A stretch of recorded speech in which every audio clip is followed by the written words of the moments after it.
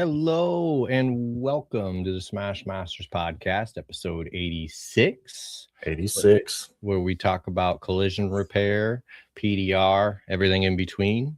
I'm Stefan Eschi. That's Nick Priest. What's up, Nick? How's it going? Not A little too bad. cold over here. I got this up like this and there's no coffee in it. And I'm wondering, why did I not get coffee before we started this? But, it is what it is, man. We've had some crazy weather. I know a lot of people have, but the South is not really prepared for this kind of ice storm weather. And people's been buying up everything. It's been a crazy few days, but we're making it. We're gonna make it, and then we'll be ready for MTE in just a few days. Yeah. I won't make fun of you. We got about like 2 feet of snow here. Yeah. It's really kind of changed some things, but I went to work today. Yeah. So New Englander, man, we just trek out into it. It's nothing new, but 2 feet of snow. It's been a while since we got that much snow, so I've been doing a lot of shoveling these last few days. It's really difficult to drive on ice, though. So take that for what it is. I mean, road prep is a good thing to have. So Zishan hopping in the comments. Thanks for coming in, man. You're in the right time zone. I love it. Right. Nice. I got to watch Z. He was one of the competitors at the Camauto competition this last year. Did some great work. Other than that, I guess the weather's the big deal. MTEs this week. As Alex said, we'll miss you, Alex. Not being at MTE, maybe next year. Maybe. Maybe. Let's hope. But yeah, MTEs this week, and I'm excited. I fly out Wednesday, fly back Sunday. Are you driving? Or are you flying? I'm gonna look and see. I'm probably gonna drive, all honesty, because it's 10 hours for me, so it's not nothing too crazy. But I would do that. We'll see what happens. For sure. Yeah. Well, we got a great show for you guys this week. Let's just bring them out here. We got Chris White from KECO. Thanks for joining us. What's up, guys? How are you? Doing well. Good. Wow. Yeah. No, I just I appreciate you coming. We kind of asked you a little last minute here, so you're a trooper for coming on. I really appreciate that. Listen, I'm a minute man. That's how we work at KECO. We're ready always. Whatever's going on, we want to be a part. Yeah, that's awesome. So you're definitely going to MTE then? Yes. I got some things on tomorrow and Wednesday. So I'll be taking like a 5 a.m. flight on Thursday. I think I hit the ground. I have nothing direct from Oklahoma City, so I think I hit the ground in Orlando like at 10:30, and hop over to the booth, and hopefully the guys will have most of it set up before I get there. But anyway, I think we're taking more people than we've ever taken. It seems like our tribe grows year after year, and it's kind of hard to exclude people from what is MTE. It's a pretty amazing experience for sure.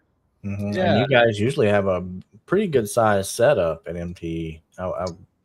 We do. Yeah, it's getting bigger all the time. And I will say that so Kevin Andrews, if you guys have met Kevin, that is the director of our UK team. He came over literally 2 weeks before MTE he's like almost a savant with organization, and so he had ideas with the booth. So between he and Hayden and Benjamin and Danny, they've really created a piece of art in our organization, and really the way that we're going to display products is better than we've ever done. And the number of products that we have is greater than it's ever been. And then we we're bringing Desiree for the first time. And, Desiree will be there. We'll kind of set up a checkout line. Historically at KECO, I'd say we have a bunch of us trying to help people close out orders, but it's not that like clear path of a line per se. And so what Hayden said is we're going to do it like Chick-fil-A style, basically, where you have like people in line to check out with Desiree, and then the rest of us will just go up and grab people out of line and get what they need, So I think it'll be a situation where it's great for shopping, great checkout experience, and we're going to have a ton of demo. Danny and his team will, we'll have Danny and Kaiser and Mike and Kevin, all of those guys, and then Phil part-time from the UK doing demo. We're going to have, I think, 3, maybe 4 demo areas. And within demo, what we're really talking about is trying to teach, train, educate in that process. And so, you need a lot of space for all this. MTE has gotten, I'd say, particularly expensive. I really think the booth cost is greater at MTE for us. Now we have a little more space, but I think the booth cost is greater at MTE for us than it is SEMA, to be quite honest. So like MTE, is proud of their booth. And so what we have to do is really execute. And I think we have a better plan than we've ever had before, better products, greater products than we've ever had before. And so it should be a great show for us. Not sure about what kind of year people had in the PDR business and overall. So maybe that'll affect things, but I don't know what you guys are hearing about who's coming and who's not, and what kind of money's jingling around in their pockets. But no matter what, we'll be there and have a great time. From just what we hear, like there's a lot of people, a lot of first timers that are interested in going. A lot of body guys that aren't PDR guys, that aren't, they just want to come and see what's going on. So put their hands on tools and stuff. Just kind of look at the different aspects of something, because we talk about it a lot, and I don't know, we'll see, but that's what we hear. So I did hear from Mike Mack that he saw the setup you guys had for MTE, I guess at the lodge, and he said it was really cool. So I'm excited to see that. You guys doing a full car like you did at SEMA? We're not. We did the car at SEMA. We talked about doing that at MTE, but quite honestly, the number of products that you have to show at MTE is very different than the number of products that you have to show at SEMA. Because PDR buyers are largely individual product buyers. SEMA and collision buyers are largely system buyers. And so, it's great to be able to exhibit and show what a system can do on a car. It's actually easier on different sections. We'll have a lateral tension section. Actually, I don't know if you guys have paid attention to our website in the last year, but we've actually changed the organization of how we organize our tools, and we think of them as actions, and we think of them as 5 actions. So we have pulling, pushing, striking, tensioning, and lighting. And so that whole striking piece is something that years ago we were fairly weak on, and little by little we've added a ton of different tips. Actually got some new tips, boss tips that are coming out at MTE. So look for those. But the striking area will have a demo, learning area on striking. We'll have a specific learning area on lateral tension and tensioning. We'll have a specific area on bigger aspects of pulling, like, K towers and such, and not a specific area necessarily on lighting, but that's how we're thinking of it. It's one of the things I've noticed about websites that sell PDR tools is many times the subcategories is like there's subcategories like things like accessories, and like there's like a million things in accessories, and to me that's not, I don't think it intended to be that way, or it didn't start to be a million things in accessories, but it just kind of became that over the course of time. And so if you can think of tools in the action that they do and then organize them by that, it helps people to find their tools. And so that's what we decided to do. And it informs, our tools inform our training, which then goes back to our tools. And so ultimately, that's created a new level of organization within our booth at MTE. Okay. I can appreciate that. I mean, it's I'm constantly working on my own website and my key is organization. So I love to see that. And I have noticed the difference in the website. I'll tell you, my favorite page, I'm always opening the KECO tabs and going to the new products area. So don't get rid of the new products area. I love cruising that. That's a good area. Yeah. I like it. But I'd really love to talk a little bit about you as Chris White.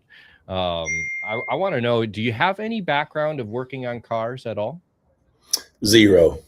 I mean, okay. Yeah. I mean, I guess I have now 10 years of either watching people do it or, maybe doing it myself a bit. Maybe people don't know, but I do some of our trainings myself still today. I've seen you train on a video, and you could have fooled me. So, well, here's the thing: you learn what you need to learn, and so ultimately, I would never act as if I was someone who had fixed cars for a living. But what I do know is something that, most guys don't know, which is how metal behaves and how to use glue pull repair, and in conjunction, with the rest of our tool line to be able to create repair where repair wasn't really possible before. And so, I think we've all gained a confidence in that area. And I think that, training is huge, by the way, like, and getting bigger all the time. I'd say that that's our primary focus as a company, is growing our training offering, growing our, the value that we provide in training. And actually, we got some work to do, way back when, 14, 15 is when we really kind of got serious about getting into the collision market.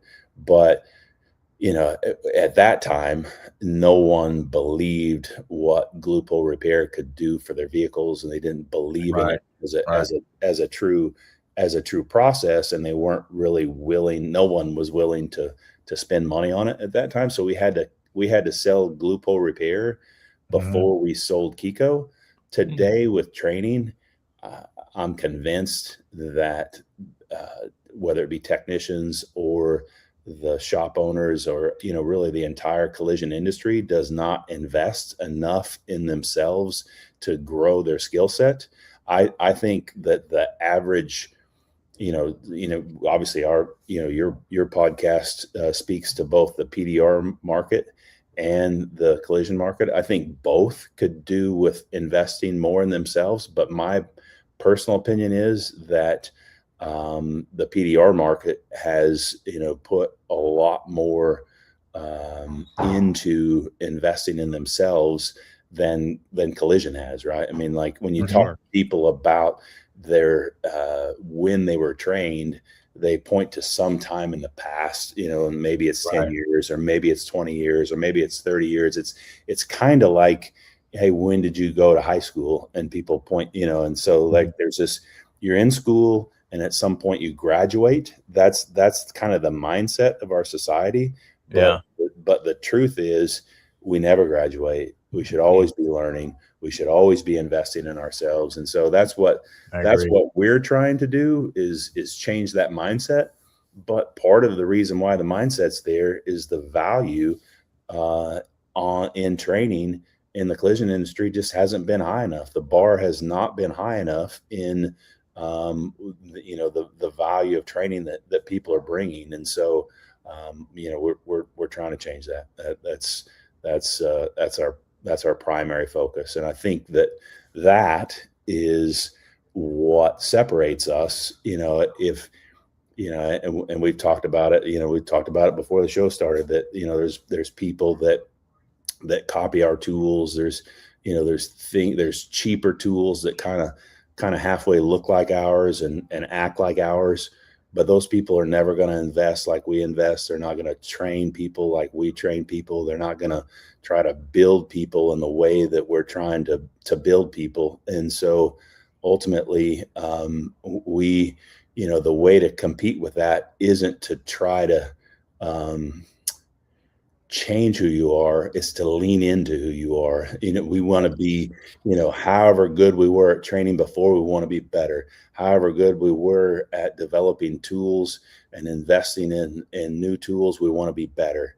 And so anyway, that's kind of all over the board with the things that I'm talking about, but ultimately, it all ties together, because for us, we have this highly vertical model where we have probably 10 people so tomorrow at 9:30 in the morning, there'll be an engineering meeting, and there'll be 10 people from my staff in a 2-hour engineering meeting. I shudder to think what it cost me just for those 2 hours, to have 10 people sitting there talking about new products, working on, moving that we always have 20, 30 items that we talk through, and 20 or 30 more that we don't get to, at every week.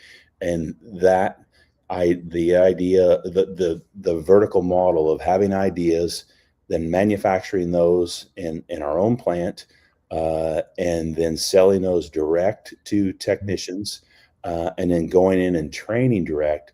That's a model that few, maybe none, have, and that's what makes KECO what KECO is. And without a doubt, if people see what we do and they don't put all that investment in, and then they just copy the tool, of course they can be cheaper. Of course they can, but they can't bring the next thing, right? I've yet to see any of those companies bring the next thing. There's I don't know, there's people out there that might be upset with me even saying this, but like guys like Ken Garrison. Ken's a friend of mine. I don't think Ken is heavily a copier guy. He may get some inspiration, but then he adds a little something to it. He tries to grow it, develop it, and he also comes up with new ideas on his own. Now, all this Temu and AliExpress and all those I've not seen one new product that those guys, not one, not ever, right? And so if the industry, if you are a guy that's a PDR tech or a collision tech, and you look at your life 5 or 10 years ago, and you say, let's say 10 years ago, if I go back to 10 years ago and only the tools are available to me from now on, from 10 years ago, if that's the only tools I have from now on, but I can get them for 10% less or 20% less or 30% less, is that a good trade?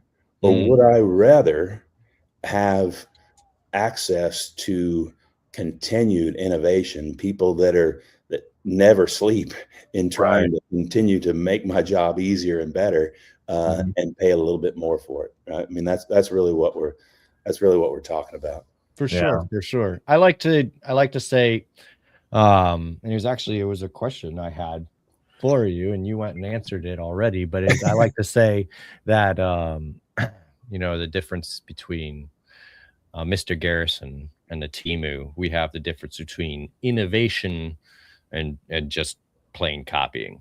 And I believe there's a big difference between those. For sure, 100%. You hit it right on the nail right there. Daniel wants to know, will you guys have test panels set up to try out for tools in the booth? Absolutely, Daniel. That's what we were talking about a little bit. Is we'll have a striking area, where people can really work with our hammers and tips that we've developed. And my hope is, I think the guys pulled this off, but my hope is that we would create different types of high spots in panels, and then Kevin Andrews will be there manning that area for the most part, and he'll be talking through, like, listen, if you have this particular high spot, what would you choose to work on it with? And then really just kind of a interaction of like, oh, maybe you should try this, or maybe, and so, but you match your high spot and your tip, right? And people kind of know that, but maybe they don't completely, right? And so I've noticed,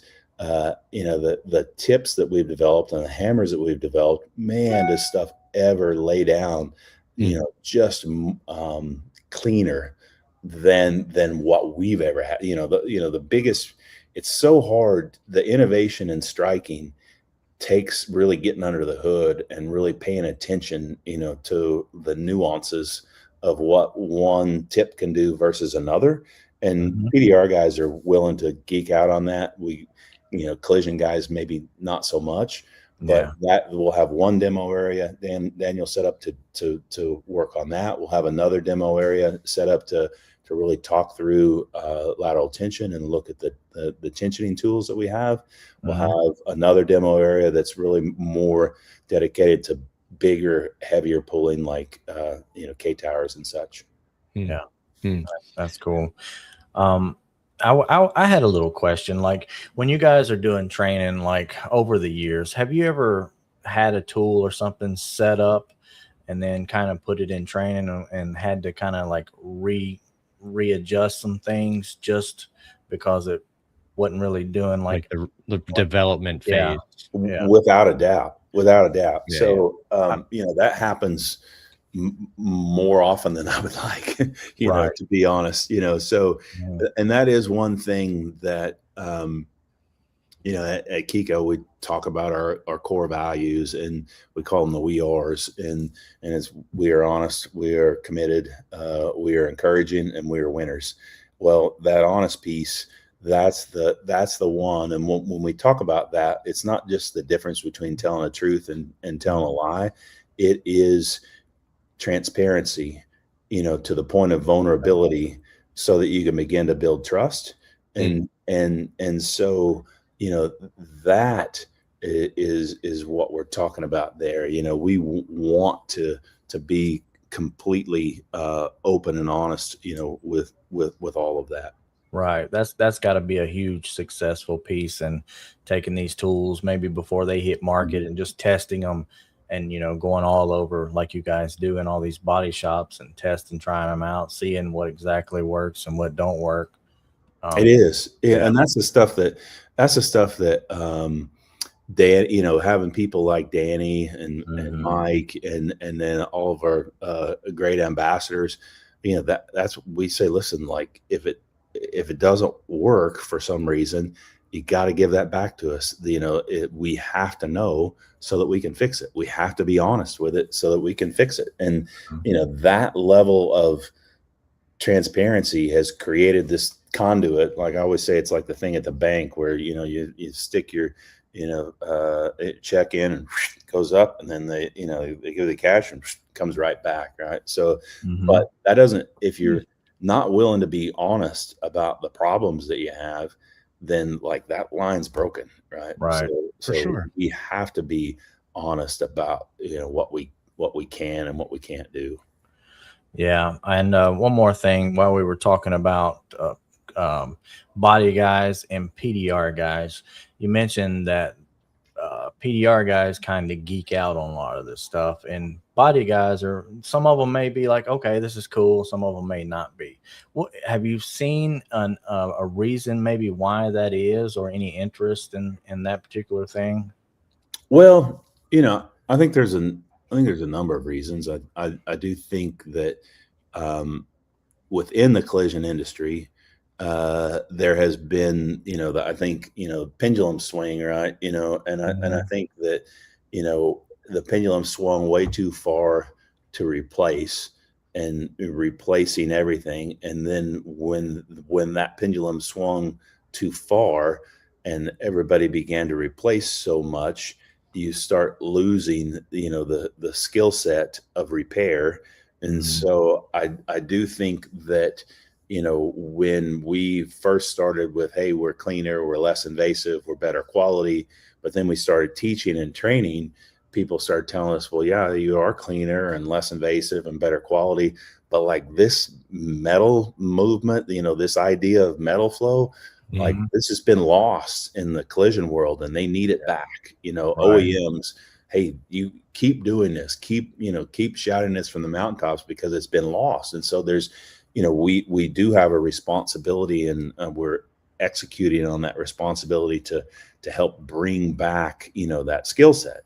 Now, when you imply more skill, then it takes a bit more time, right? And what there needs to be is, a fair amount of hours applied to repair versus replace. And there needs to be the opportunity, if we want more repair, there needs to be the opportunity for that repair to be more profitable than changing out a part, and so when that happens, and we do have customers that are executing that, then the training pays off, the guys up their skill set, and now the labor is the most profitable part of the work order for the body shop, and it just works, right?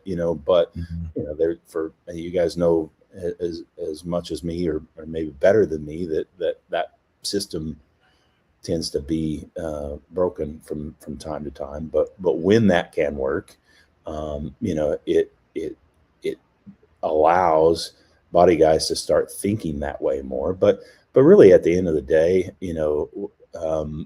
body guys, what they're really trying to do is turn hours, and they're not trying to and they're trying to turn those hours profitably. And so there's really not the need, or the desire to put a tremendous amount of time and effort that's disproportionate to what you can make. Just get it flat enough, put a skim coat on it, and go, right? Send it to the paint booth. Absolutely. That's the way it needs to go, and that's the way it should go. And so, but I will say that, when you say, are body guys interested, here's where they need to be interested. We've I'd call it like simplified our training process, and this is even been since you guys have been, it's not like it's wholesale different, but I wanted to have a process that encompassed everything that we do every time. Because, the thing again, Danny's so honest that, like, if you give him a process that's too rigid, that doesn't work every time, then he's going to rebel against that, because he's too honest. He's not going to be teaching a process that is like flawed and doesn't work every time. And so I said, listen, what if our process, our overarching process, is really just 2 steps? Really, what we want to do when somebody comes into a repair is, if there's a low and a subsequent high or a combination thereof, then what is prohibiting that from moving is that low and high together has become locked up. So what we really want to do is unlock it, and that starts with lateral. But we want to, step 1, unlock it, unlock the damage.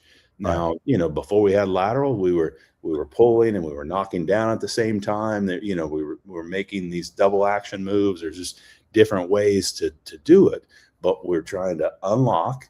And then step 2, as you're moving forward, stay unlocked. Well, if you begin to feel that you're getting locked up, you just stop and move to a different tactic. And so that's, we're unlocking it and we're staying unlocked.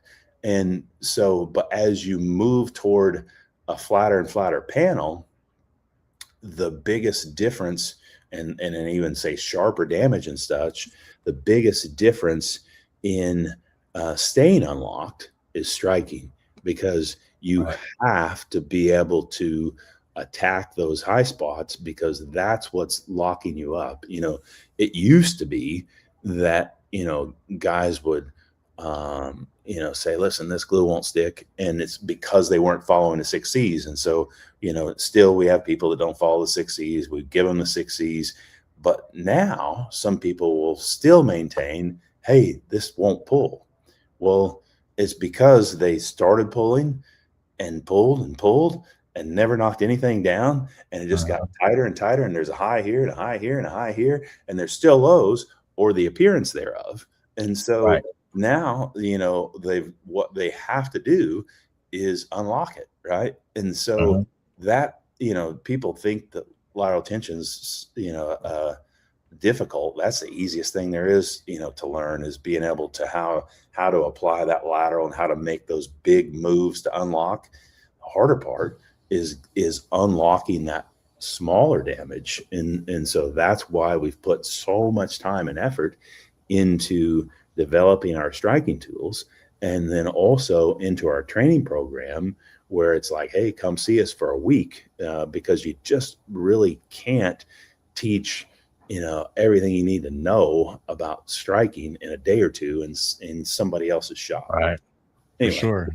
No, this is absolutely great. No, I will say that when these new hammers came out, the hammer system that you guys have, the different lengths, different heads and everything, totally changed the game for me with KECO and striking. So that was a great development. But I did want to, you made a point. It sparked something in my head there. You made a point that part of what would make a body tech more interested in getting into the repairs rather than replacing is getting good time. In my experience, the quality of riders has gone down a lot. Body shop riders, whether it be that they were trained by insurance companies and never let go of that stuff, or they just never went through any training. They got their license and got the job, and yay, I'm good. So KECO benefits by guys wanting repairs. Would KECO be interested in providing some kind of writing training? Listen, the number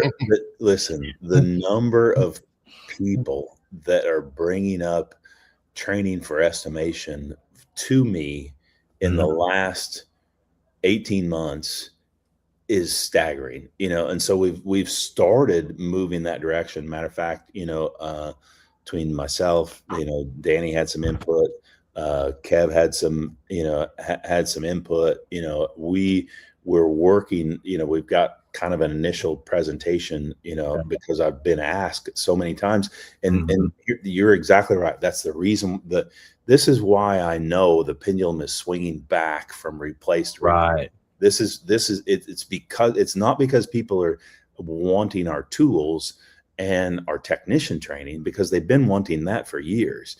It's because they recognize exactly what you are saying, Stefan, is that they know that their riders aren't set up to write for this, right? They're Right. going to end up writing for replace. So we need to train and educate those guys, so that we train the entire ecosystem. We had this idea in way back in 2018. We just didn't know enough to execute on it. We knew we were going to need to train more than the technicians. We knew we needed to train the whole ecosystem and basically have what we would, at the time, were in our minds calling a success program. But we weren't able to pull it all together. And Right. truthfully, like, I want to put a lot of focus into that. But if Danny was on here, if Kev was on here, if Mike Mack was on here, they would say, "Oh my God, like, don't get him started on that, because we can barely keep up with what we need to keep up with now." Right. And so, quite honestly, I started thinking, well, I need a crew that trains the front of the house, and I need a crew that trains the back of the house. Right. I don't need to mix the two. Right. No. Right.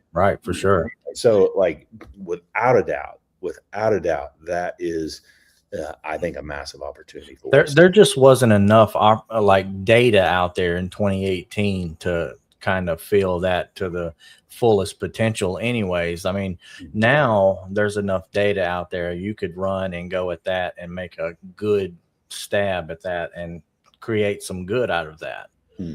So it did take a while to get all this stuff developed and everybody on board. I mean, you guys have been killing it with the trainings.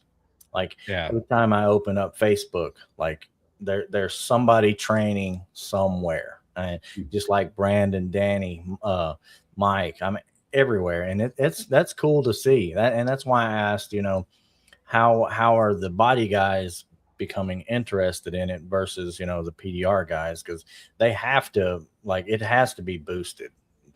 Well, you bring up, and there's Brandon, commenting right now. You bring up a great point with our ambassadors and the guys that are training. It's something that, if Brandon's listening, Brandon, good job with the guys. Fred Habrel, I'm trying to think and then his son Peter and his daughter Heather. I don't even know the company name, because we sold them at the Rivian conference. I met them, and then Emma took it and closed the deal, and then Brandon went and trained them.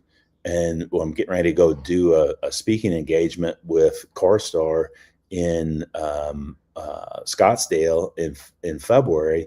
And so I knew that, and they're looking at, the total cost of repair data from different shops that have bought. And they mentioned, the CarStar guys, the corporate guys mentioned these Habrels, down in Florida, to Emma about, hey, we're going to look at their data. And I'm like, oh my God, let me call these people and make sure that they really liked, the product and the training. And so I actually called them this morning. I had about an hour's drive this morning. And so I talked to all three of them, the father, the son, and the daughter. And they all said that they really enjoyed it. Brandon, they all said you did a good job. And they also didn't complain about some stuff not coming with it. One time he did a training for me, and way back when we first introduced the premium, that used to have that quick stick with it. And then we pulled that quick stick out and lowered the price. But Brandon didn't realize that. And he told some folks, hey, they forgot to send you the quick stick. And so anyway, I ended up needing to send those people a quick stick. So you made up for it. That's that's the point here. Yes. Now these people, like, I'm getting around this. I'm like trumping you guys. And now I'm coming back to the question, which was, are, body guys interested in what's going on in PDR? Well, these guys, their shop is within 45 minutes of Orlando. And so Brandon got them interested. They're going to come on Saturday and bring several people, to MTE. Cool. Because they're interested in learning more. They're interested in trying to see, hey, they love what KECO has, but let me go see what else is out there, and so they're going to bring, they got two shops. They're going to bring technicians from both shops on Saturday. and walk the show and spend time learning, developing, growing like that. That's what this shop is going to be about. And I think that's going to be the case more and more. You got people, one of the guys from that particular shop, I talked to one of the technicians today too. They put the phone in the hands of one of the technicians, and he's like, yeah, before we bought, the systems from you guys, we bought some KECO stuff from Anson, because we were looking on Anson. And so anyway, we're all in this together, trying to, like we needed to separate, glue pull repair from PDR because body shops was going to put them on overload. But eventually, some of the techniques, kind of end up coming back together a bit. I think there's a lot of change. I think it's an exciting time to be in the collision industry, and it's an exciting time to be in the PDR industry because they're both changing, growing, developing at a rate that's faster than ever before. For sure.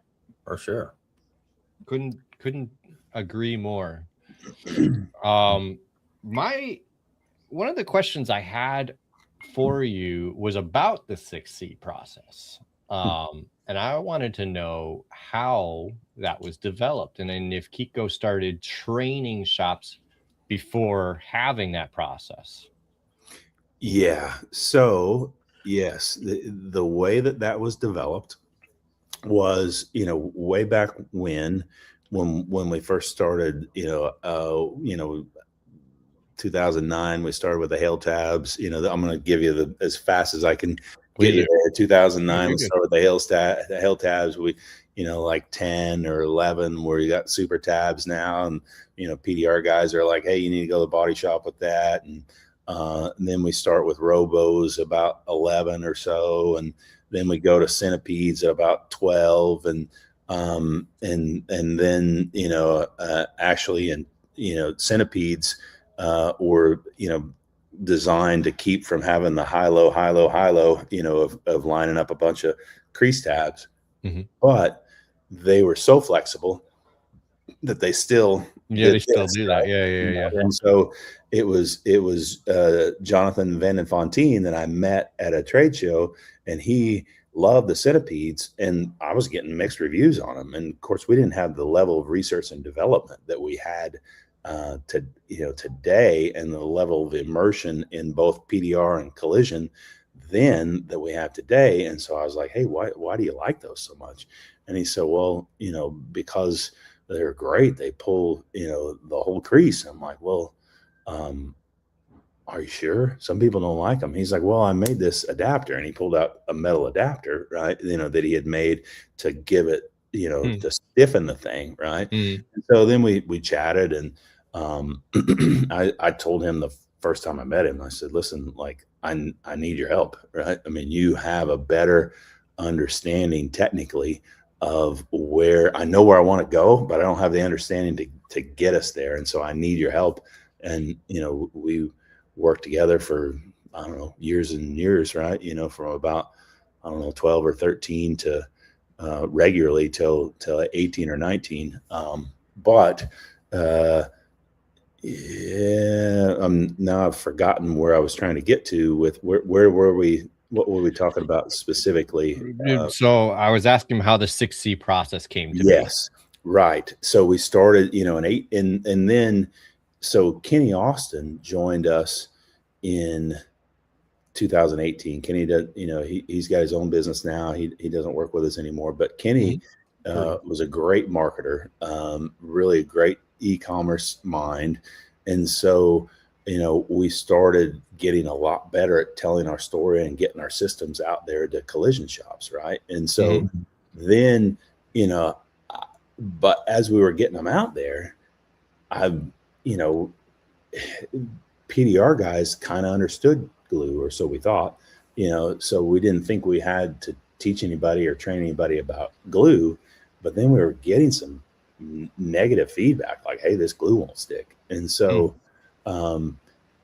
truthfully, no one that I had ever seen had ever really written down a process, but you know, in watching Jonathan, you know, he always would, either with a torch or some other device, would heat the panel, right? He would always clean the panel, you know.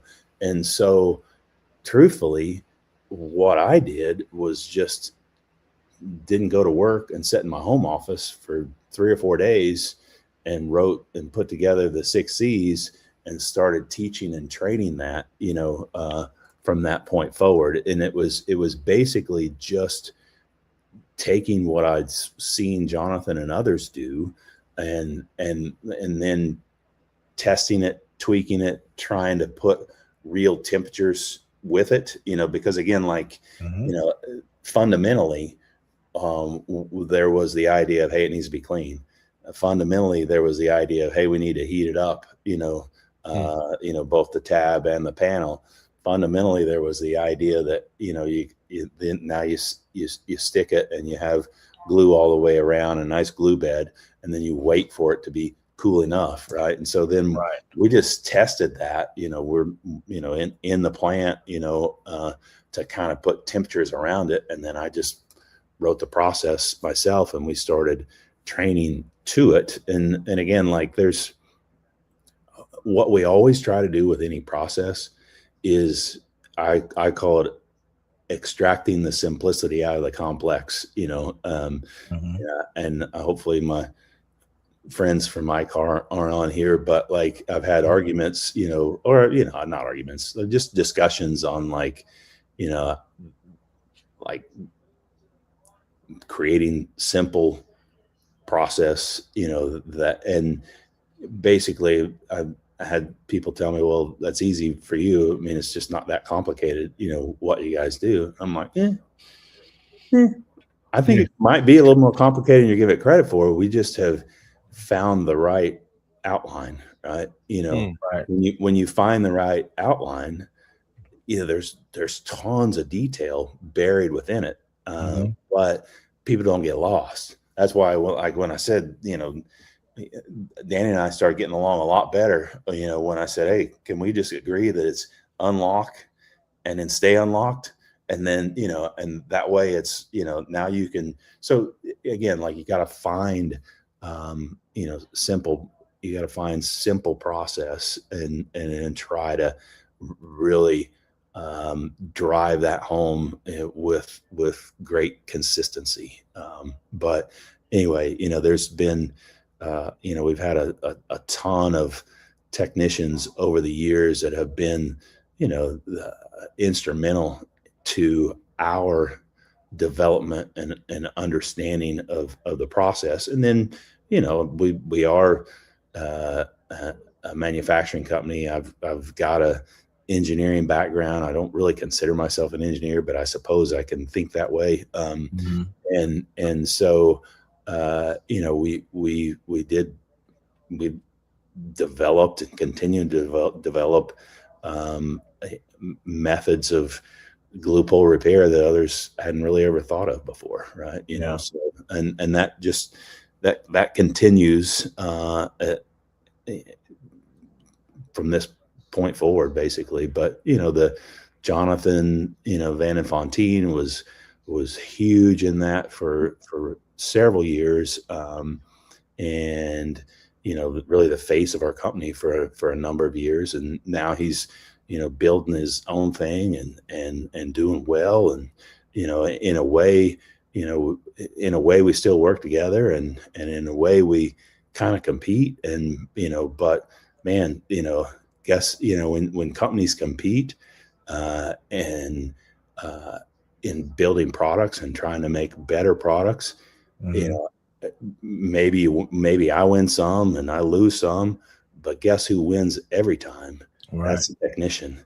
The technician wins every time when people are competing, trying to develop, you know, better products all the time. And so, you know, Jonathan was a big part of us for a long time, and Gene was a big part of us, you know, after that, you know, and then Gene, you know, developed his own training for a while. And so that kind of, you know, put our relationship, you know, kind of in a different spot than it was before for a while.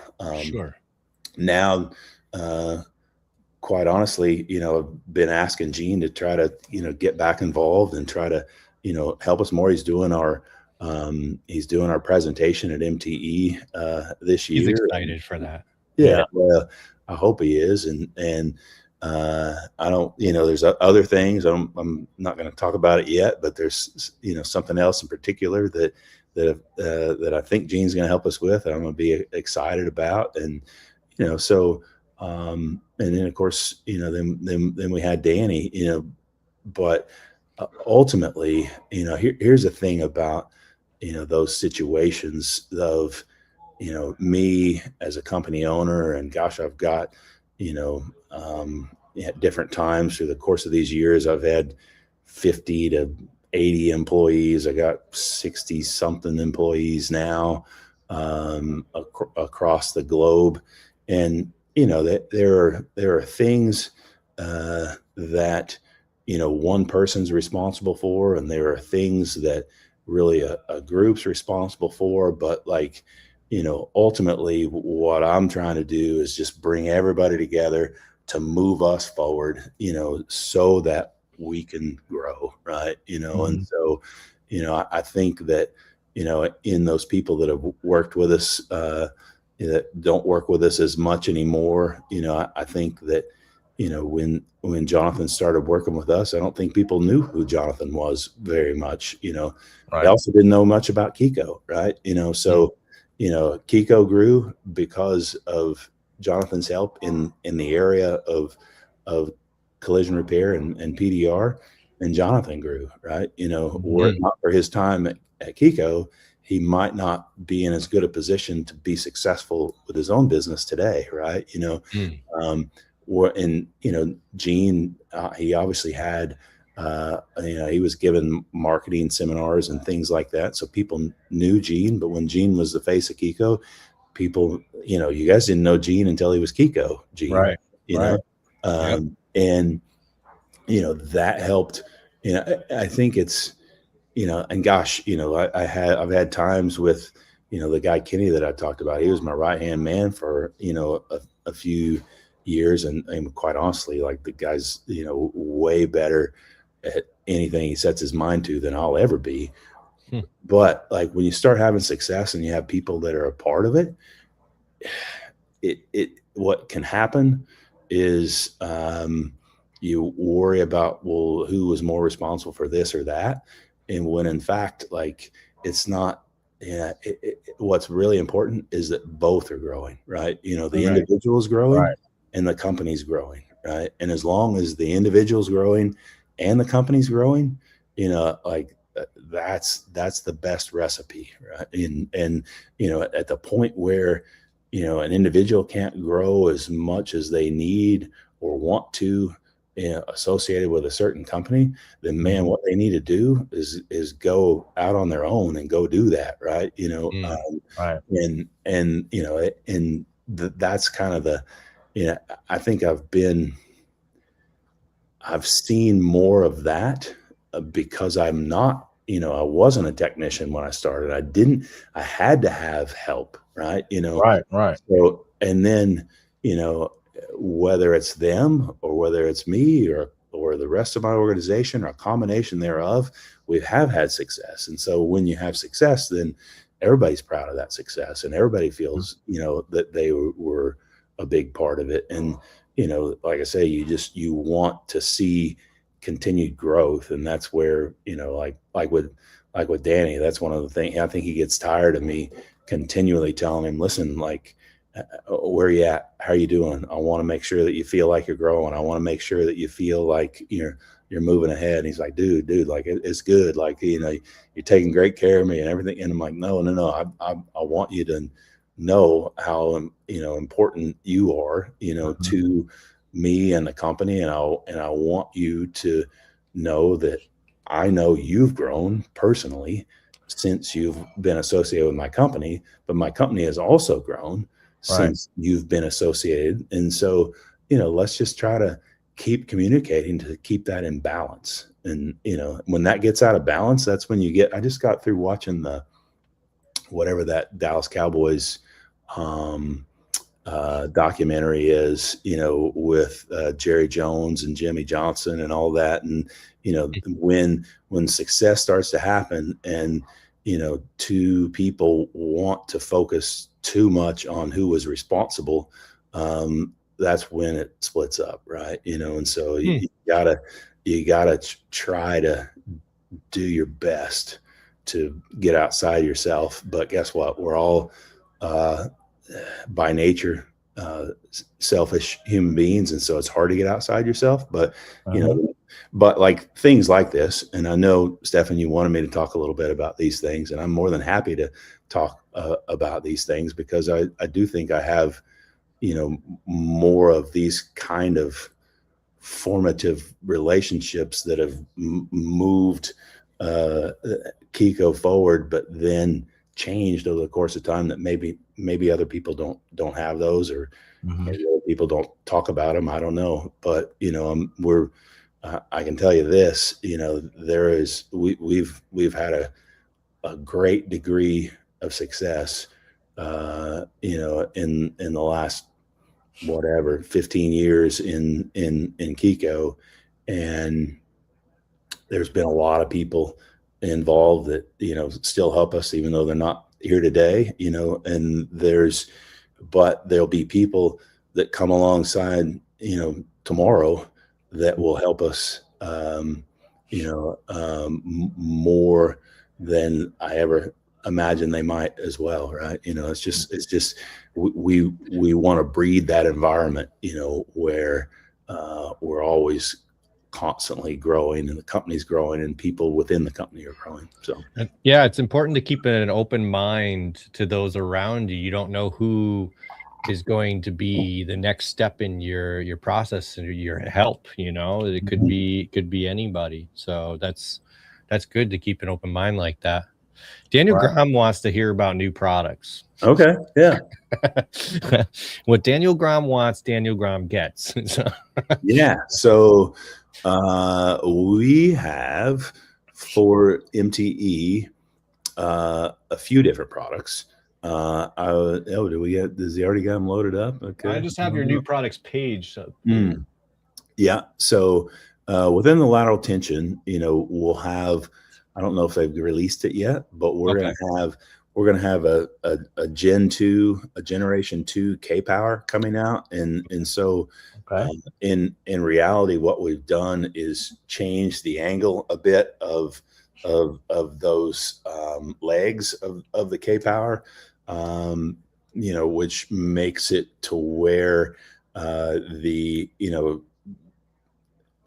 on a smaller platform you can go further, and that was kind of necessary with the advent of the tab straps and tab blades. The tab straps and tab blades are what fixed the tab dive problem. We were using centipedes and driving on those centipedes, and that would dive if you put too much tension on it. And as far as I know, Danny was the first one to take one of our centipedes and grind that front part off and leave that little bit, and create the first prototype of what our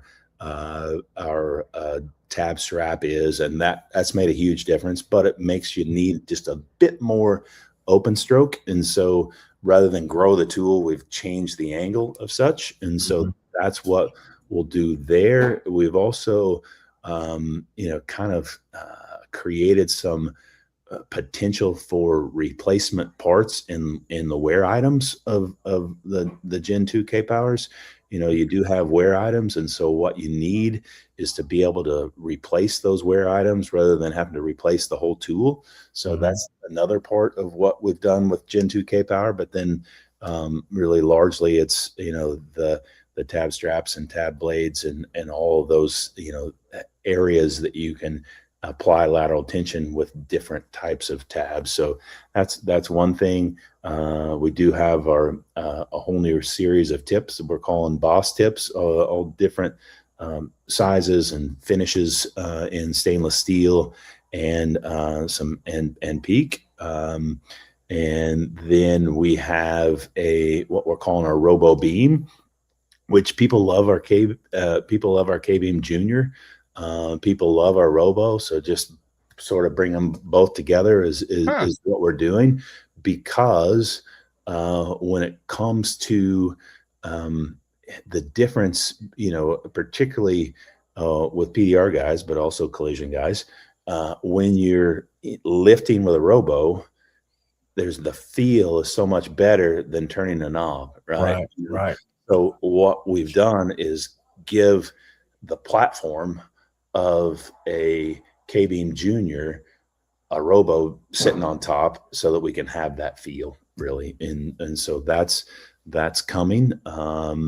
Yeah. So trying to think, there may be, and yeah, I think this new Pro Cart is something that yes, people will really be interested in. oh yeah. No, Yeah, Kevin Danny spent a lot of time really thinking through all the elements of this cart, and really what's possible there with the onboard light, and the extendable tray there to be able to work up on rails or the roof of an SUV, and drawers. The drawers, are fantastic. The organization within, I'll tell you, we absolutely have leaned into the fact that we're selling organization, and truthfully, that's something that Danny wasn't comfortable with for a while. Is that, like, people are either going to be organized or they're not. And I'm like, well, right. They're, but Kevin, Kevin Andrews, he is, like I told you, he's like he's like a little bit autistic when it comes to organization. And like, he is so good at it, and so really leans into, the concepts of organization, that, way back before we had all those foams, that really Kevin was the first one to create the foams, and, the home for each tab. We had those tackle boxes for tabs. And so, remember, when you have a tab that has every shape and size imaginable for every type of damage, but it's in a tackle box, 9 times out of 10, you're not going to be able to find it, or you're going to, waste tremendous amount of times trying to find it. And so the fact is, if you want to be able to find that, you need to lay that out in an organized manner. We think of all of our tabs from rough out to finish, and so all those things are organized. They all have a home, but all that costs a tremendous amount of money, to be able to create all these drawers and all this foam with all this organization. And so, the fact is, we're selling organizers, something that your wife might have, in their kitchen drawers, or, cabinets, or wherever. Like, that is, that is in effect what we're selling. We, it is our greatest advantage that we have a tab for every potential type of damage. It could be a massive disadvantage if you can't find it. Right. So now, because if you have all those tabs, that means you're charging people for all those tabs. If they can't find them, they paid for something that they're never going to use. Right. So now what we have to do is charge them even more to lay it out in a way that they can find it. It's just, it's just what we have to do. And so I don't like the fact that we have to continue to, elevate the cost, or the price of our tools. But if you want them to be just a little bit better, Sid Emmert, from the old owner of Knitcraft, he used to say, winner by nose is still a winner, right? And so you just keep elevating your game, just a little bit. And so I think with that GPR Plus Pro cart, and people look at the price tag and they think, ooh, they're proud of that thing. But you have to really get under the hood, and you start looking at all these details, right? You know, that a Toyota and a Lexus are pretty similar vehicles till you start looking at the details. Right. You Right. know, I agree. you know, that's really what you see, even like in some of these chips. You know, we'll have some level of innovation, but the other thing that like Danny and Kev are really good about is like, hey, listen, there may be some other chips out there that are kind of like this, but they're a little bit scratched up, or they're, you know, they got a little tit coming up, and you know, and you can see that ever so slightly. So like if we can give a really fantastic quality product, then it's just going to perform just a little bit better. So that's what we're hoping to do. Yeah, well, I can tell you, being a technician out here, if I have stuff organized, I feel more comfortable doing the job versus if I don't. So that at the end of the day, you know, price point aside, it makes all the difference in the world. I mean, it really does. And I can speak to the development. I mean, I started with a level 2 system, and then the L2E came out, and we did the upgrade, you know, to put in the foams, and there's a few more tools hanging up on the board. And now I'm working out of a premium, and you guys killed it on that setup. I mean, it's every iteration got that much better.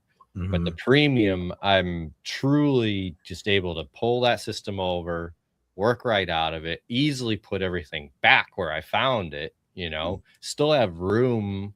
You know, if I just got to sit down a tool real quick, the top foam's got these giant areas where I can keep my alcohol bottle. I can keep my microfiber towel, you know, things like that.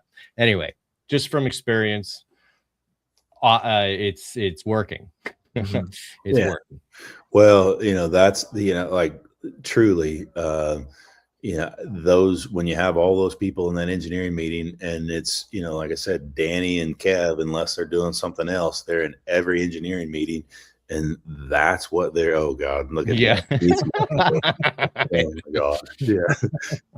Yeah. Well, you know, I mean, who knows, Danny, we might come up with at least one more drawer, and, you know, who knows what might be in it, you know. Well, I think the drawers were a big deal, honestly. I mean, really. Even with the locking cabinet, the dust gets in there. For some reason, the tabs in that drawer stay a little cleaner. So, and in a body shop, dust gets everywhere. So, like, I love being able to pull open that drawer. It's nice, clean. All the tabs are nice. You know, it's yeah. Listen, guys, like, I mean, you know, that is an area where, like, it freaks me out, you know, that we continue to, like I say, when they start adding the drawers, all I could think of was like, geez, that's going to cost a lot of money, and people aren't going to want to pay for that, you know, and I got to make a margin on that. And now I'm selling toolboxes, you know, and so like, these are the things that, like, because I don't want to force feed people. But then when you lay it out and you're like, listen, like, if we don't sell organization, then, you know, people stand the chance of missing, you know, some of the detail that we've put into this system, right? You know, and so we got no choice but to sell organization. And so, like, you know, Danny and Kev and some of the guys were at the party of organization before I was, to be honest with you. So. Well, I can tell you, like, I have the GPR cart now without the drawers in it that I use in my mobile trailer, and I have a Tough Built system pack out. Like, if this setup, if I had the one that had the drawers in it now, I could do away with that Tough Built system and just add that room. Like, that would be enough. So that alone right there would be good for me, because I would add room in my trailer, and it would be one less thing I have to pull off the vehicle, or the trailer rather, to go do a job. So, I mean, so even with the extra cost, because like think of it this way, that pack out system setup is around $600 to buy, just empty, just right here, ready to load up. I would rather put that into something that I'm already using, that I can pull off one time and put back on one time. You know, just a thought. But you can get a whole pack out cart for $600. You're doing better than me. Those things are pricey. They're pricey. And I understand for people that want to break them down you know, break down the toolboxes or pack outs to put in their vehicles, that's different. But like as far as me having a trailer on and off, I could do away with a whole tough built system if I had one with drawers in it. So and I'm big on organization too. So that's really good to see as far as my point of view goes. Yeah, no, it's just not something you think of, like innovation. You think of things like centipedes and hinge tabs and K towers. You don't think about drawers and shadow boards and stuff. But the truth is, the organization innovation is just as valuable, maybe more valuable. Right. Yeah. Right. I think it's more. The one thing I want to do at a job is take the stuff that I need off the fastest and put it back on the fastest, and my most used stuff be in that thing. So right now I have stuff that maybe I'm less organized, so I have to pull off this thing and pull off that thing, and then before you know it, I got 3 carts out here, and I'm like, well, I could eliminate all this, if I could fit one something, and drawers would do that for me on those. Yeah, that was something that I was hoping to see in a KECO cart. So I'm glad you guys did it, even if there's extra costs and loss for it. And the light also being on that cart. That was a good idea. Just again, that takes away having to buy another stand because you don't want to use a suction cup on a car, and it's right there, and everything that you're using right there. Just you're down the side of a car most of the time anyway. So that's cool. Yeah. We're hopeful we can sell a bunch of those at MTE for sure. Yeah. Well, that's mobile stuff. I mean, especially for me, that's what I want to do. Pull the least amount of stuff off and put the least amount back on to do a job. Yeah, I do not like unpacking an entire trailer to go do something. Okay. Well, and even like down to the casters. I think we changed casters on that thing 3 times, and it's like the ones we ended up with, my gosh, they're costly. But I mean, they're whisper quiet. I mean, Right.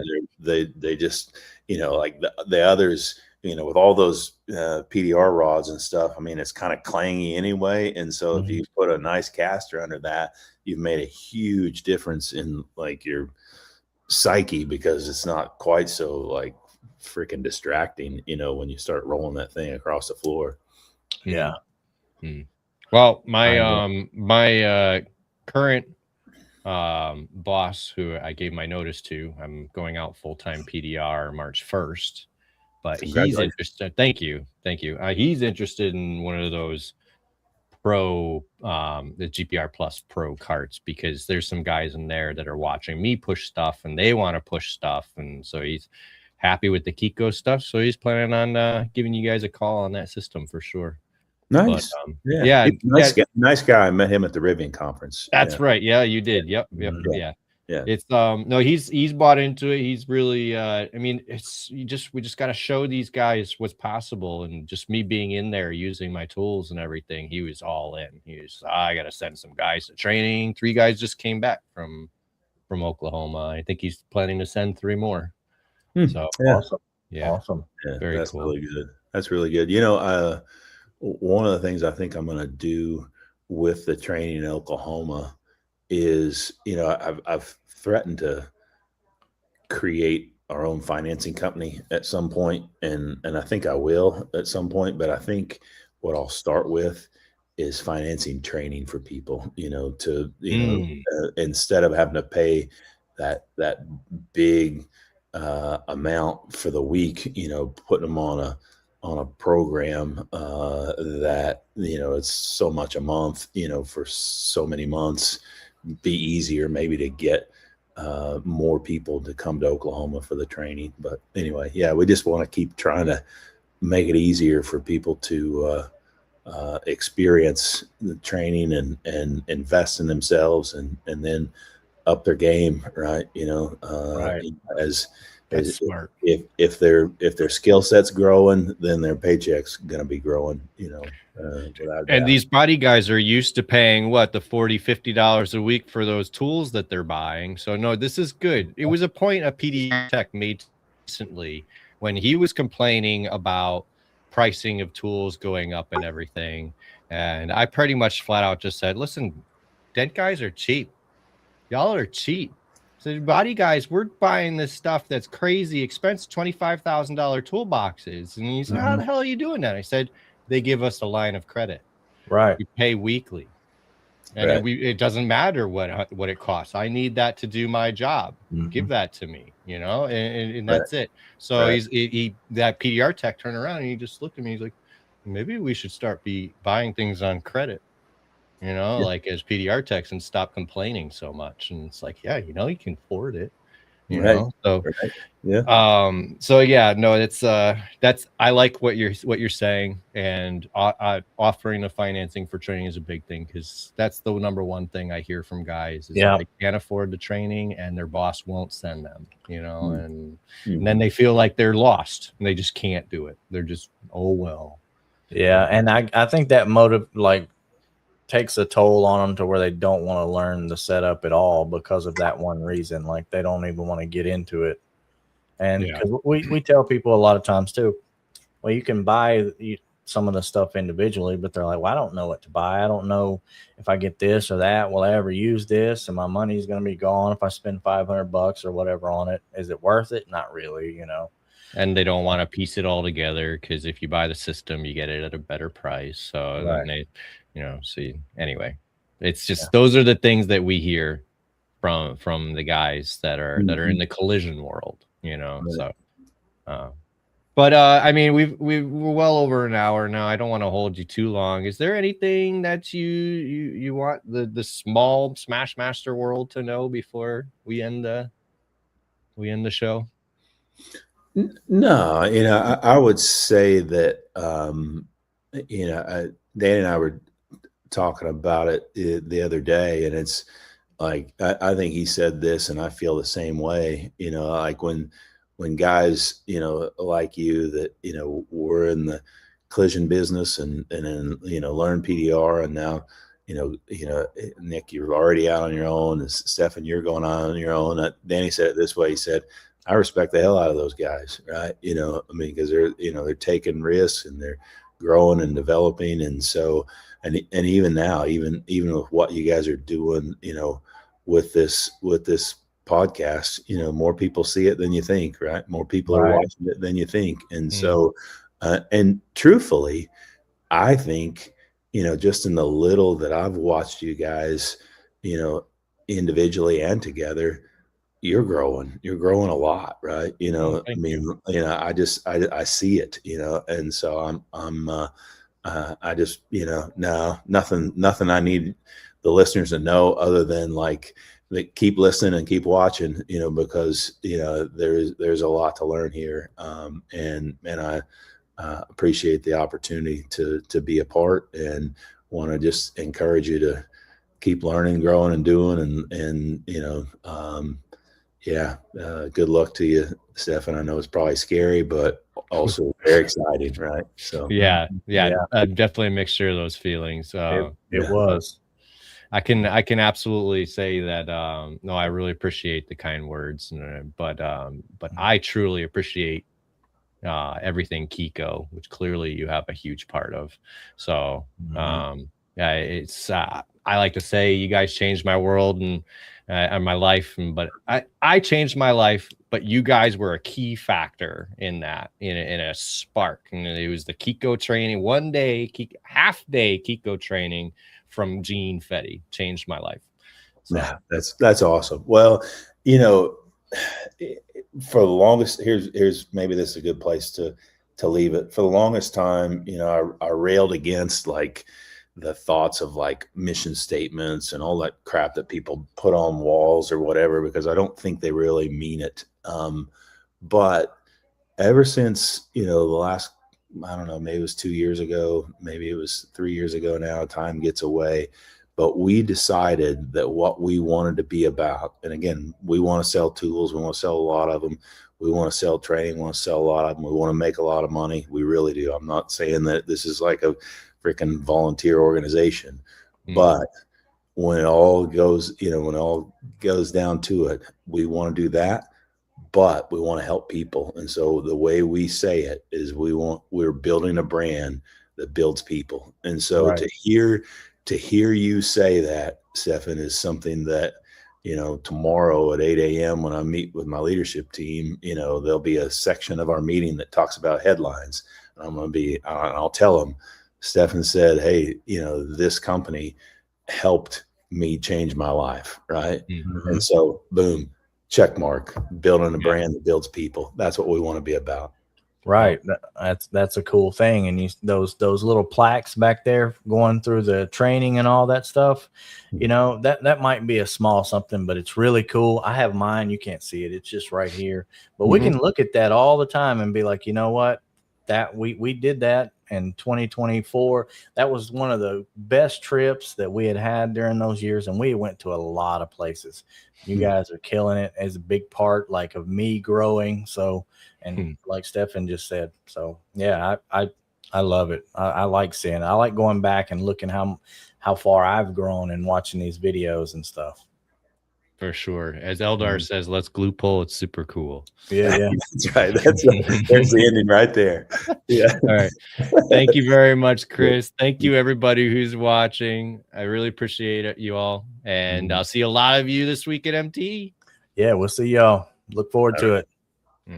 Bye-bye, everybody. So crank it up loud.